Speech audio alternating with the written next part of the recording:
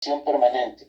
La acción es fuente de conocimiento y la investigación es una acción transformadora. Esta acción transformadora parte de conocimientos, acciones y valores reales. Y bueno, este es un cuadro donde se resume lo que ahorita acabamos de ver. Nos debe quedar muy claro que si lo que queremos es comprender, interpretar, analizar, pues identificar es un paradigma más interpretativo. Si lo que queremos es predecir o explicar, ya es un paradigma más positivista, ¿sí? Si queremos construir una crítica o contribuir a la construcción de un movimiento social o a fortalecer un movimiento social, pues estaríamos más en el paradigma crítico, ¿sí? Entonces, bueno, todo lo que vimos está resumido en estos 3 cuadros que ustedes tendrán que revisar cuando tomen la decisión de cuál va a ser el enfoque, desde qué paradigma van a hacer su investigación y cuáles van a ser sus herramientas, ¿sí? Bueno, este es otro un poco más sencillo. Todo ese material que ustedes lo van a tener y les va a ayudar a tomar esa decisión. Permítame atender esta llamada.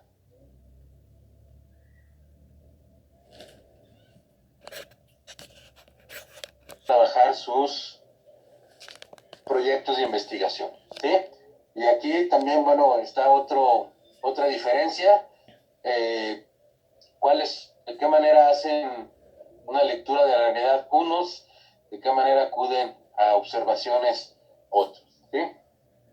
Y bueno, el proceso de investigación, entonces, según el paradigma, esta es la parte importante.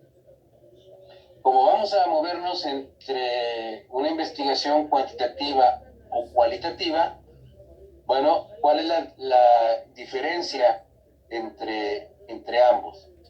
En un proceso de investigación cuantitativa y en el cualitativo, el punto de partida es el planteamiento del problema, que es el momento en el que ahorita nos encontramos. Posteriormente sigue un desarrollo del marco teórico, pero en el proceso de investigación cualitativa, más que el marco teórico, es una inmersión inicial en el campo, es un estudio exploratorio para poder ver hacia dónde, pero eso no quiere decir que no hay marco teórico, ¿sí? Sino que hay que hacer algo como lo que algunos de ustedes han hecho y han ido a platicar con los actores, por lo que nos platicaba Ana Laura que acaba de hacer, ¿sí? Posteriormente viene la elaboración de las hipótesis y la definición de variables. La investigación cualitativa es hacer un diseño de estudio a partir de mis preguntas de investigación. Se desarrolla un diseño de investigación y en el cualitativo se define quiénes van a ser mis informantes clave.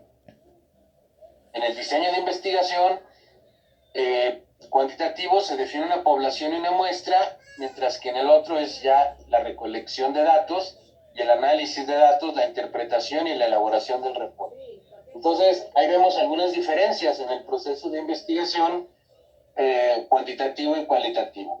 Son muy similares, pero donde cambia de manera importante es en el papel del marco teórico, porque sin marco teórico no hay hipótesis, pero también sin marco teórico no puedo concebir el diseño del estudio. Entonces, el marco teórico es igual de importante, pero la investigación cualitativa sí implica una inmersión inicial en campo, antes de poder diseñar adecuadamente mi investigación. Empezar a tener contacto, identificar a los informantes clave para poder definirlos y posteriormente recolectar la información, y que en ambos casos es analizarla, interpretarla y presentar un reporte, ¿sí? Y bueno, nada más es lo mismo que habíamos visto. En el caso de la metodología cuantitativa, proviene del paradigma positivista, modelo hipotético deductivo, utiliza tecnologías de análisis estadístico, mientras que la metodología cuantitativa, recordemos, es fenomenológica, una concepción múltiple de la realidad. Lo que busca es comprender los fenómenos. El investigador y el objeto de investigación se influyen mutuamente y los valores están implícitos en la investigación, ¿sí? El modelo integrador holístico, y por eso encontré esta imagen y me gustó incluirla, es que, bueno, puede ser lo que le llamamos investigación mixta, la que integre tanto una parte cuantitativa como una parte cualitativa. Pero todo va a depender del proyecto de investigación que ustedes vayan a realizar, ¿sí? Y ahí están, bueno, algunos tipos de estudios. En el caso cuantitativo podemos hablar de investigación experimental o cuasi experimental o no experimental, que sea descriptiva con relacional. Y en el cualitativo pueden ser estudios etnográficos, fenomenológicos, de investigación-acción, hermenéuticos, interpretación o lógica del discurso, análisis del discurso, o biográficos e historias de vida, ¿sí? Entonces, las grandes preguntas que a ustedes les van a ayudar para definir cuál es el tipo de investigación que van a realizar es, en primer lugar, bueno, pensar cómo estamos estructurados para conocer la realidad. ¿Qué importancia tiene realizar el análisis de problemas concretos? ¿Simplemente para describirlos o para poder ofrecerle una solución a mi comunidad en Oaxaca o a los productores de amaranto de Morelos o a los apicultores de mi región que están enfrentando ahorita los problemas del cambio climático, o a los pequeños productores de General Cepeda y Saltillo que venden sus productos en esta ciudad, o a los maiceros de Morelos, o a los queseros de Guanajuato, o a los cafetaleros de Chiapas? Entonces, va a depender también del alcance que queramos hacer, el tipo de investigación que vamos a realizar. Si se trata de describir y explicar, si son lo mismo, creo que estamos en posición no solamente de describir un fenómeno, sino de tratar de explicarlo. Pero para explicarlo necesitamos muchas más herramientas que van más allá de los meros datos cuantitativos. ¿Con qué metodología desarrollamos el proyecto de investigación? ¿Cualitativa, cuantitativa? Y a lo mejor no le llamemos mixta, llamémosle holística, cuando involucremos los dos tipos de herramientas. ¿Quién es el sujeto de cambio o de transformación? Si es que existe, pero en todos los casos hay un sujeto que se busca transformar, porque recordemos que sus proyectos, la única característica que deben tener todos en común es que atiendan fenómenos de la sociedad y de la realidad rural. ¿Cómo relacionamos participación y organización en los proyectos de investigación? Que básicamente es a través de la investigación acción participativa. Entonces, estas son preguntas que ustedes tendrán que irse respondiendo en relación con su proyecto y que les van a ayudar a definir el tipo de investigación que van a realizar. Este es un ejemplo de un programa de investigación en estudios del desarrollo rural. ¿Cuáles son los objetivos y las actividades que hace un programa de investigación en estudios del desarrollo rural? Bueno, este es un caso real de una institución de investigación en México que dice, bueno, ¿cuáles son mis objetivos de mi programa de investigación en estudios de desarrollo rural? Analizar los procesos de expansión de capitalismo en el campo, las corporaciones transnacionales, agencias internacionales, mercados, acaparamiento, mercantilización de la tierra, los territorios. Identificar desarrollos y reformas del Estado y políticas públicas. Estudiar nuevos contextos y procesos de constitución de sujetos sociales. Acompañar los procesos sociales y los actores del mundo rural que luchan por cambios políticos. Y luego vienen las actividades, el tipo de estudios que hacen.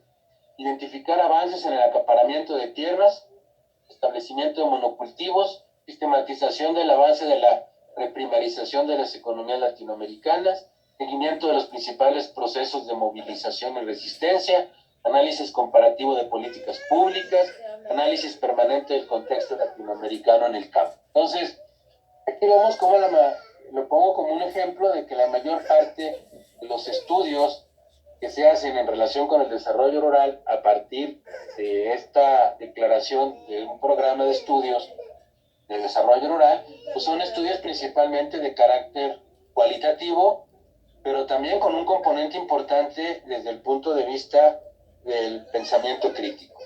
Y aquí vemos un ejemplo de un investigador de la UNAM, Hernán Salas Quintanar, actualmente es el presidente de la Asociación Latinoamericana de Sociología Rural, y que platica de un libro que hizo aquí en Coahuila, el río Nazas, la historia de un patrimonio lagunero, y aquí nos dice por qué le interesó hacer este estudio. Y él dice, cuando decidí estudiar el río Nazas, comencé recorriendo los poblados que se encuentran alrededor, por donde pasaba el agua, o por donde pasa una vez al año cuando se inunda. Empiezo entonces a ver el tema de las presas, la agricultura, la ganadería, las regiones ecológicas, y me doy cuenta de que el río no se puede estudiar desde un pedacito, sino hay que estudiarlo en toda su complejidad. Entonces, este es un ejemplo de cómo nace una investigación. Obviamente es una investigación de mucho mayor envergadura que la que van a hacer, pero me parece interesante cómo él lo describe, de que estudiar el río Nazas no era nada más pues, ver si había agua o no había agua o la historia, sino ver el tema de las presas, la agricultura, la ganadería y cómo se va interrelacionando todo. Por eso decimos que la investigación cualitativa es más bien un tipo de investigación donde el investigador va construyendo y va diseñando el proceso de investigación conforme se acerca a su objeto de estudio. Bueno, hasta aquí cómo vamos. Bien, profe. Bien, profe. Bueno, vamos a ver ahora lo que es la investigación-acción participativa, pero antes de eso, vamos a ver una parte y ahorita vamos a ver un video que nos explica lo que es la investigación-acción participativa. ¿Sí?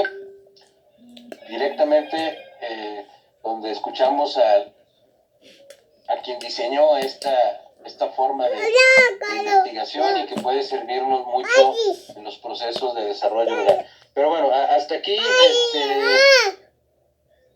¿cómo se sienten en relación con su proyecto? Porque ustedes ya siéntanse investigadores. Ustedes de alguna manera ya son investigadores para el desarrollo rural. Ya tienen bastante herramientas para hacerlo. ¿En qué paradigma se ubican?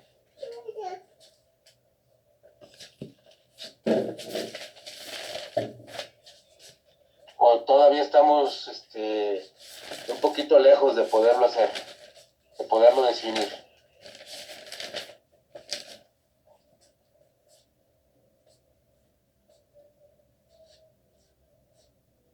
¿Alguien que nos quiera comentar si ya cómo ha visto ese proceso en su proyecto de investigación?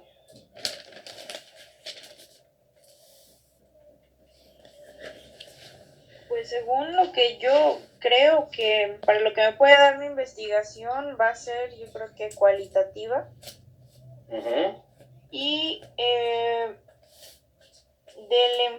del paradigma, pues no tengo todavía muy claro exactamente, pero si su investigación va a ser meramente cualitativa, pues ya es en el paradigma fenomenológico, ya no es en el paradigma hipotético deductivo. Pues no. Puede haber quien diga, bueno, yo quiero recopilar datos, quiero ahorita comprender la magnitud del problema, entonces a lo mejor es más hipotético deductivo, pero puede incorporar algunas herramientas cualitativas, ¿sí? Entonces, ya van amarrados de alguna manera tanto el paradigma como el tipo de investigación, ¿sí? Sí, profe. Bueno, vamos a ver ahora un video. Me dicen si se escucha el sonido, espero que no nos falle.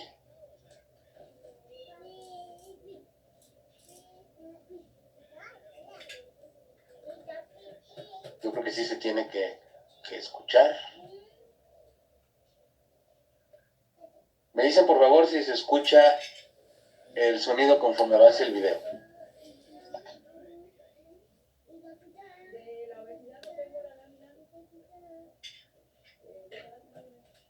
¿Sí se escucha? No. No se escucha. Nada. No, profe, no se escucha. No, profe, no se escucha. Aquí hay algo que todavía no le hemos sabido resolver a esta plataforma.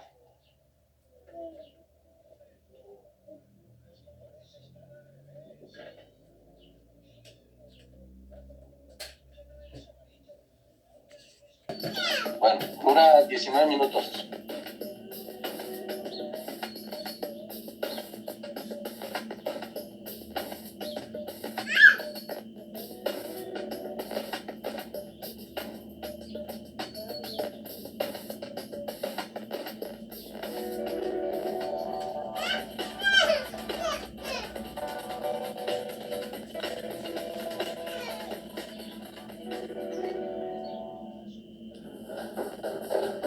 Cuando se pronuncia su nombre, se sabe que se alude al fundador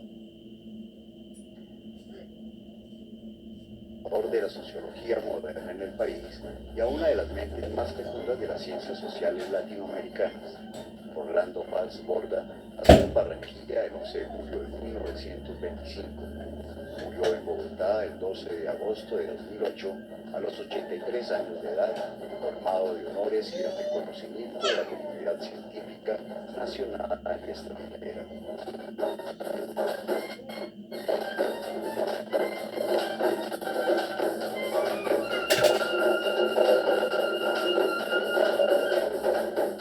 Después de avanzar en sus estudios en Estados Unidos, Fals Borda volvió a Colombia en 1949 para encontrar el país en medio de la violencia que había acarreado el asesinato de Jorge Eliezer Gaitán. Además de la calidad académica de sus libros, el temprano éxito de Fals estuvo asociado a una característica permanente de su obra, el estudio de temáticas socialmente relevantes. Su actividad tuvo frutos en diferentes áreas, ¿no? Es un verdadero creador de innovaciones, de transgresiones, es un arauto de otros tiempos, un hombre muy comprometido todo el tiempo con el pueblo, con la injusticia social, con un futuro humano, no solo para su país Colombia, sino que para Latinoamérica. Creo que Fals Borda, tal como Paulo Freire y algunos otros, en un momento se tornó un hombre, yo casi diría, más latinoamericano que colombiano y casi más internacional que latinoamericano. En un tiempo en que la reforma agraria y la discusión de la situación de la población campesina estaban a la orden del día en Colombia, Fals Borda se internó en el paisaje rural boyacense de la vereda de Saucillo. Desde allí, sus intereses de investigación se fijaron en la pobreza rural, en los ofensivos sistemas de tenencia de la tierra y en los sistemas de valores de los grupos tradicionales resistentes al cambio. Estos pensamientos se encuentran en dos estudios de sociología rural, Campesinos de los Andes, 1955, su tesis de magíster en la Universidad de Minnesota, y El hombre y la tierra en Boyacá, bases sociohistóricas para una reforma agraria, 1957, su disertación doctoral en la Universidad de Florida. El estudio de Boyacá analiza esos problemas del uso y tenencia de la tierra. Y como la ideología subyacente es la de la justicia económica y social, entonces consideré que no era suficiente analizar la situación sin ofrecer alguna solución. Por eso el último capítulo, que no presenté a mi profesor Lynn Smith porque él no compartió eso, pero sí lo saqué en el libro publicado, son las bases para una reforma agraria. En los años que siguieron a sus estudios de posgrado, Fals Borda dedicó sus energías a la fundación de la Facultad de Sociología de la Universidad Nacional. Quería transmitir sus experiencias y crear una comunidad de investigadores sobre fundamentos estables. Me llamó la Serna, que ya está el departamento de sociología listo, que venga para acá a dirigirlo. En esos mismos días se había llegado Camilo Torres Restrepo, de Europa, con su grado de sociólogo. Entonces yo le pregunté a él, bueno, ¿a ti te interesaría colaborar en el departamento de sociología que acaba de hacerse, autorizarse? Me dijo, claro, vamos. Salió publicada primera edición el libro La violencia en Colombia. Eso sí que fue la tempestad. Porque por primera vez salían publicados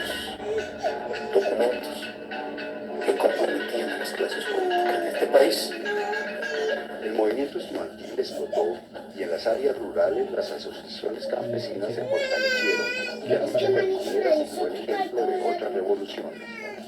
La sociología no escapó a estas sacudidas. Valls Porta, como investigador, deseaba conocer la vida de las comunidades mediante entrevistas, observaciones directas y consulta de archivos históricos, pero a diferencia del pasado, ahora pensaba que se debía ir más lejos. Este método de participación no tiene la respuesta, no tiene todas ellas, pero por lo menos estamos tratando de buscarlas. Y como en todo proceso científico honesto, será una búsqueda eterna, una búsqueda indefinida, donde siempre habrá campo para la crítica, para la observación y para el enriquecimiento de los modelos. Los resultados de la investigación debían retornar a las personas que lo habían producido.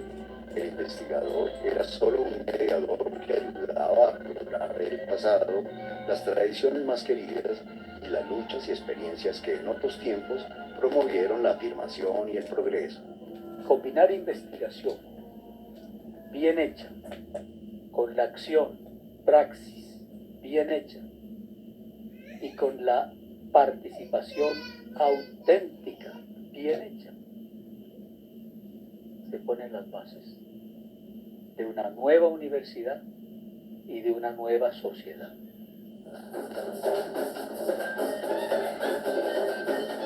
Para comprender lo que es la investigación participativa aquí en América Latina, porque hay también una corriente europea y es necesario comprender primero qué es la educación popular. Es una innovación en la educación en Latinoamérica, es una de las experiencias más fecundas salidas aquí de Latinoamérica y que se destina a invertir todo el sentido de la educación.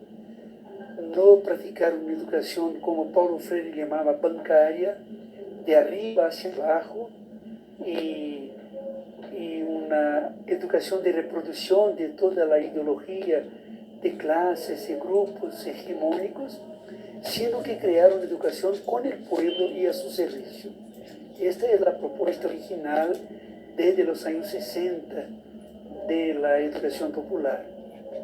Y en los años 70, entre 60, 70 más 80, justo con Fassborda, empieza, junto con la educación popular, un otro tipo de investigación.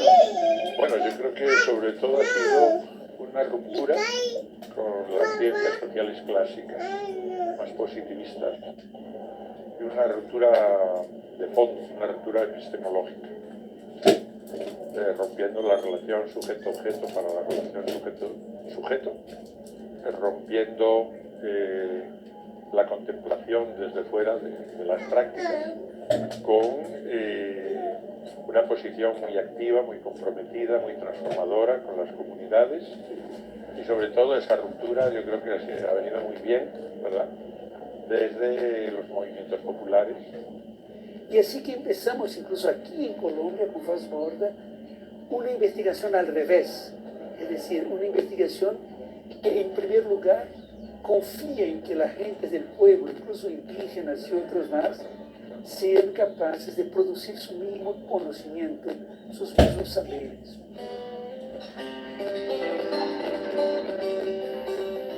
Que no es solamente una colección de técnicas para investigar y actuar o participar, sino también una filosofía de vida, que aquel que la ejecuta a la IAP es un sentipensante que sabe combinar el corazón y la cabeza y que sabe cómo ejercer la empatía y no solo la simpatía con los demás y con nosotros, que respeta las diferencias que las aprecia incluso. En medio de estas experiencias, difundió la noción tomada de los campesinos montporcilinos de sentipensante, el trance de pensar sintiendo.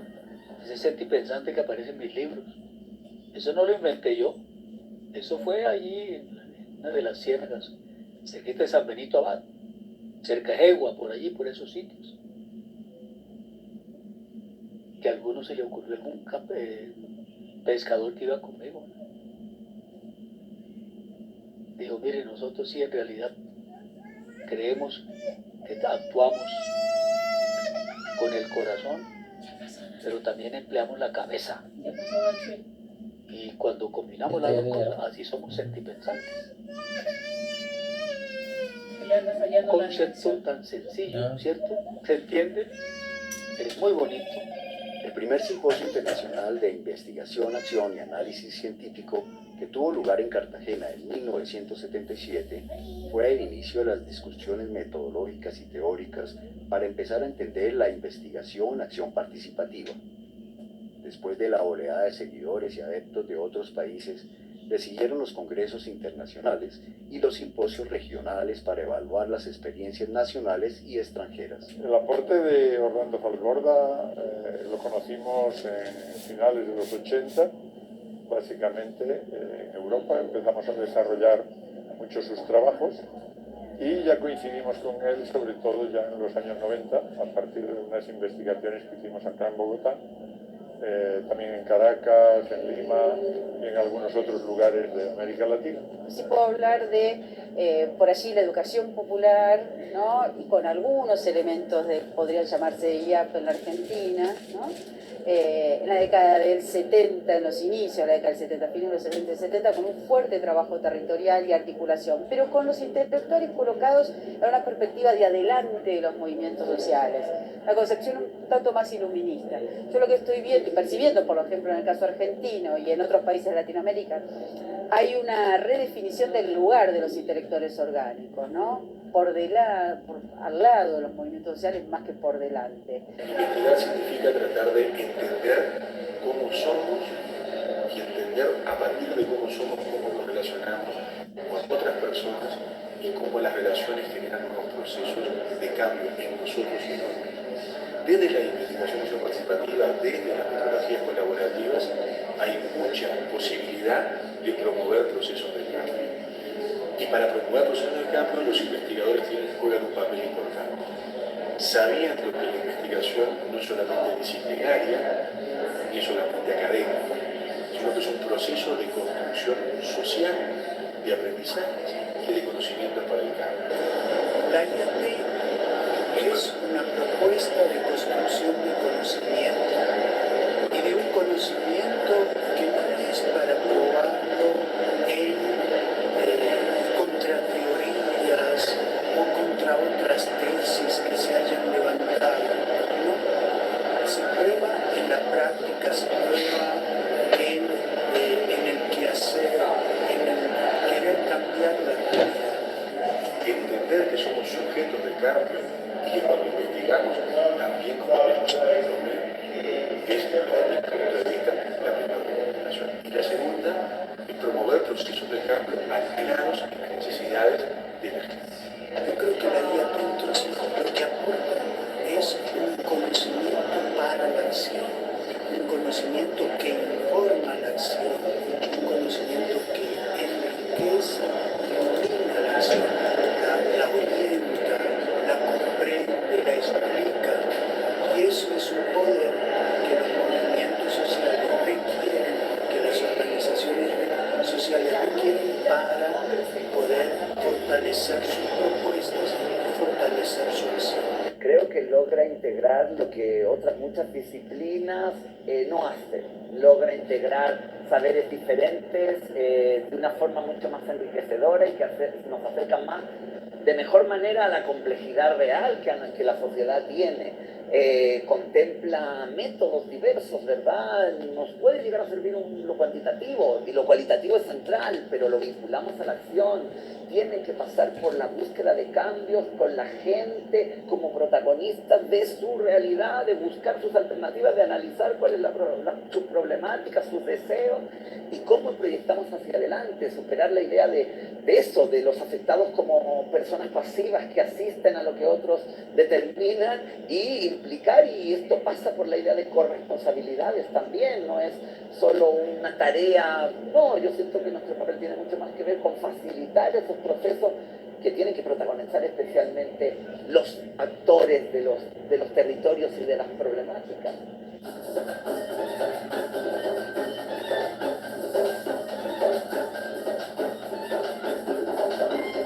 Borda es un hombre que fecundó toda una sociología crítica, todo un pensar desde abajo y desde el sur, los problemas humanos, los problemas de los pueblos, de los indígenas, de los negros, de los campesinos. Y así como Paulo en lo de la educación, Orlando en lo de la sociología, y la investigación en acción participativa, es bien más que un creador de método, es un inventor, un incentivador, ¿no?, de toda una experiencia en nombre de la cual estamos aquí. En Colombia, durante las últimas décadas se ha venido configurando una comunidad internacional de investigadores en torno al campo de la investigación, acción participativa, para discutir los desarrollos y desafíos de esta modalidad de investigación crítica. Hace 4 años se organizó el primer encuentro internacional organizado por Danilo Streck y de ahí se hizo uno segundo en Dinamarca. Allí decidieron ellos que el tercero se hiciera en Colombia y aquí la Universidad Pedagógica invitó a otras universidades e instituciones amigas como la Universidad de La Salle, el CINDE,